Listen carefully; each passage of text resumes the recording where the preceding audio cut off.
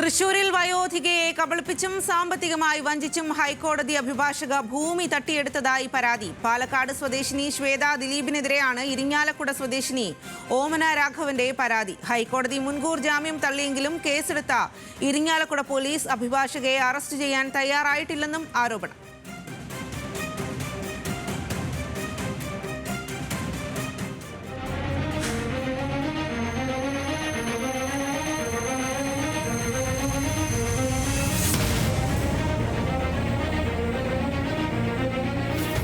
ഇരിങ്ങാലക്കുട തിരുവങ്കിടം സ്വദേശിയും 72 വയസ്സുകാരിയുമായ ഓമന രാഘവന്റേതാണ് പരാതി. ഹൈക്കോടതി അഭിഭാഷകയായ ശ്വേത തെറ്റിദ്ധരിപ്പിച്ചും വഞ്ചിച്ചും 5 സെന്റ് ഭൂമിയും 3 ലക്ഷത്തോളം രൂപയും കവർന്നതായാണ് ഓമന പറയുന്നത്. ഗുരുവായൂരിലെ ഫ്ളാറ്റിൽ ഒറ്റയ്ക്ക് താമസിക്കുന്ന ഓമനയെ അതേ ഫ്ളാറ്റിലെ താമസക്കാരിയായിരുന്ന ശ്വേത പരിചയം മുതലാക്കിയാണ് കബളിപ്പിച്ചത്. അത് എൻ്റെ ആധാരം ഒറിജിനൽ അവളുടെ കയ്യിൽ വെച്ചിട്ട് അത് അവൾക്കായിട്ട് എഴുതി കൊടുക്കുന്നതായിട്ട് ഒപ്പിടിച്ചതായിട്ടാണ് സംഭവിച്ചത്. അതെനിക്ക് അറിയണ്ടായിരുന്നില്ല. ഈ പൈസ എൻ്റെ ബാങ്കിലേക്ക് അയച്ചിട്ടുണ്ട് എന്ന് പറഞ്ഞിട്ട് അയച്ചിട്ടുണ്ടായിരുന്നില്ല. അപ്പോൾ അതൊക്കെ കൊണ്ട് ഞാൻ പിറ്റേ ദിവസം തന്നെ രജിസ്റ്റർ ഓഫീസിൽ പോയപ്പോഴാണ് മകളുടെ ആധാരമല്ല എൻ്റെ ആധാരമാണ് അവൾ രജിസ്റ്റർ ചെയ്തത്.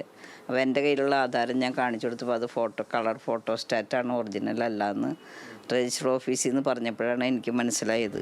ഭർത്താവിന്റെ മരണശേഷം 15 സെന്റ് വസ്തുവിൽ 2.5 സെന്റ് വീതം 3 പെൺമക്കൾക്കും ഓമന വീതം നൽകിയിരുന്നു. വാർദ്ധക്യകാലത്ത് തന്നെ നോക്കാൻ ഇളയ മകൾ തയ്യാറാണെന്ന് അറിയിച്ചു. ഇതേ തുടർന്ന് ഓമനയ്ക്ക് സ്വന്തമായുള്ള 7.5 സെന്റും മകളുടെ 2.5 സെന്റും ചേർത്ത് 10 സെന്റായി ഒന്നിച്ച് ഇരുവരുടെയും പേരിൽ സെറ്റിൽമെന്റ് ആധാരമായി രജിസ്റ്റർ ചെയ്തു. പിന്നീട് ഇളയ മകളും ഓമനയെ നോക്കാൻ തയ്യാറായില്ല. പരിചയക്കാരിയായും അഭിഭാഷകയുമായ ശ്വേതയോട് ഇക്കാര്യങ്ങൾ അറിയിച്ചു.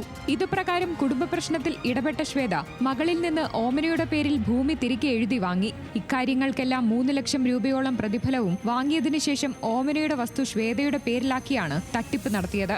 എനിക്കാകെ അത് വിറ്റിട്ട് വേണം ജീവിക്കാൻ, അതിനുള്ളതാണ് ആയിരുന്നത്. അതാണ് അവൾ ഒന്നും തരാതെ തട്ടിയെടുത്തത്.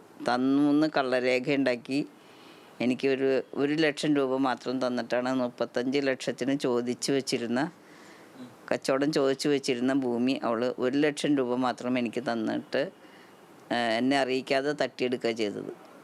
എനിക്ക് തരുന്നത് എനിക്ക് തരുന്ന കാശായിട്ടാണ് 10 ലക്ഷം എൻ്റെ ബാങ്കിലേക്ക് അയക്കുന്നുണ്ട് എന്ന് പറഞ്ഞിട്ട് 1 ലക്ഷം അവൾ അയച്ചുള്ളൂ.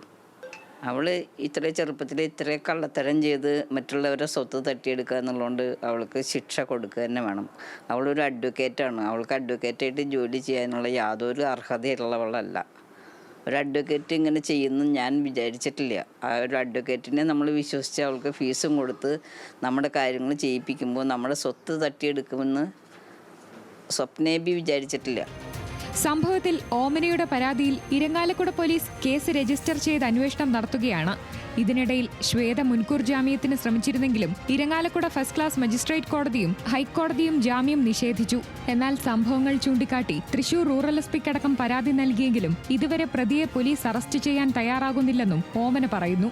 ന്യൂസ് മലയാളം, തൃശൂർ.